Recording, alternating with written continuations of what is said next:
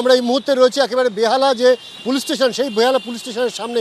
তুমি দেখতে পাচ্ছ যে আমার চারপাশে যারা দাঁড়িয়ে রয়েছে তারা কিন্তু প্রত্যেকেই আক্রান্ত এবং ক্ষতিগ্রস্ত। যে সমস্ত গাড়ি, সেই সমস্ত গাড়ির মালিক কীরকম ক্ষতিগ্রস্ত হয়েছে তোমাকে দেখাবো। যে একেবারে মদের বোতল দিয়ে কিন্তু একাধিক গাড়ির উপরে ঠিক উইন্ডস্ক্রিন এইভাবে ভাঙচুর করা হয়েছে। শুধু তাই নয়, বাঁশ দিয়ে কিন্তু বেশ কিছু গাড়ির বোনেট সেগুলোকে তুবড়ে দেওয়া হয়েছে। এরকম প্রায় 12টি গাড়ি রয়েছে যে গাড়ির মালিক এবং তাদের চালকরা তারা কিন্তু ইতিমধ্যে বেহালা থানায় এসছেন, অভিযোগ দায়ের করেছেন। এমনকি শুধু তাই নয়, যিনি পেট্রোল পাম্পের মালিক রয়েছেন সেই পেট্রোল পাম্পের মালিক তিনিও কিন্তু এসে ইতিমধ্যে অভিযোগ দায়ের করেছেন। ঘটনাটি ঘটেছে আজকে বুড়োশিবতলার এই লীলা পেট্রোল পাম্পে 4:30 থেকে 5:30টার মধ্যে। অভিযোগ যেটা যে প্রথম দুজন যুবক আসেন মত্ত অবস্থায়, এসে তারা কিন্তু অকথ্য ভাষায় গালিগালাজ করেন এবং তারপর চড়াও হন। কথা বলবো আমাদের সাথে, ঠিক কী ঘটেছিল? আপনারা তো গ্যাস নিয়ে দাঁড়িয়েছেন, সেই সময় কী ঘটেছিল? ঠিক আমরা গ্যাসের লাইনে দাঁড়িয়েছিলাম, যেরকম আমাদের এটা রোজের কাজ, যেহেতু কলকাতায় গ্যাসটা ঠিক মতন সাপ্লাই নেই, তো সেই হিসাবে আমরা দুপুর 2টোর দিকে দাঁড়িয়ে আছি 2.5-3 ঘন্টা।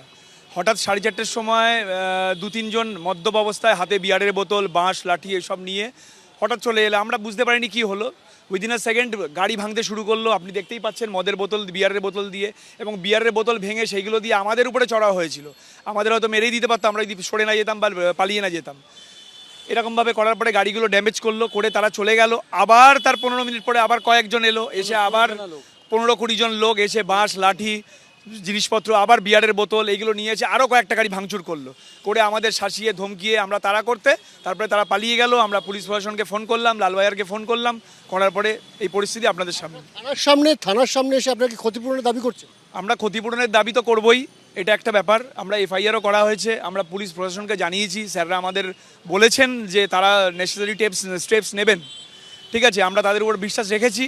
আমরা দেখি আমরা কি করতে পারি। দেখুন, আমরা এই গাড়ি চালিয়ে 15,000, 12,000, 14,000 টাকা লোন দিয়ে দিনে 4 ঘন্টা 5 ঘন্টা লাইনে দাঁড়িয়ে আমরা গ্যাস ভরি, তারপরেও আমাদের উপরে অত্যাচারিত। আমরা তোমাকে দেখাবো, এখানে কিন্তু বেশ কয়েকজন পাম্পের কর্মী তারাও কিন্তু উপস্থিত রয়েছে, তার সাথে কথা বলবার চেষ্টা করবো। ঠিক কী ঘটেছিল আজকে যখন এই ঘটনা হয়েছিল? আজ ঠিক সময় 5টা থেকে 5টা নাগাদ একজন এসে প্রথমে হুমকি দিয়ে আর গাড়িতে লাঠি দিয়ে মেরে যায়।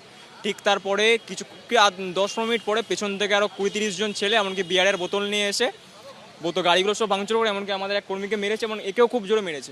তোমাকে মারধর করা হয়েছে কি? তোমাকে কোনো গালিগালাজ করা হয়েছে বা কোনো হুমকি দেওয়া হয়েছিল? আমাকে হুমকি করা হয়েছিল যে গ্যাস বন্ধ করো, নাহলে মেরে দেবো। এই হুমকিটা আমাকে করেছিল। এই গ্যাস স্টেশন তো অনেক দিন ধরে ওখানে চলছে, এরকম হুমকি কি আগেও পেয়েছো তোমরা? আগে কিছু কিছু পাড়ার লোক এসে বন্ধ করো, এই ঝামেলা হয়েছে, অতটা ঝামেলা হয়নি। আজকের অনেকটাই। তুমি বুঝতেই পারছো যে পাম্পের কর্মী থেকে শুরু করে গাড়ির চালক, গাড়ি ভাঙচুর, এমন একটি ঘটনা একেবারে খোদ কলকাতার বুকে বেহালা থানার কাছে এই ঘটনা ঘটে গেল।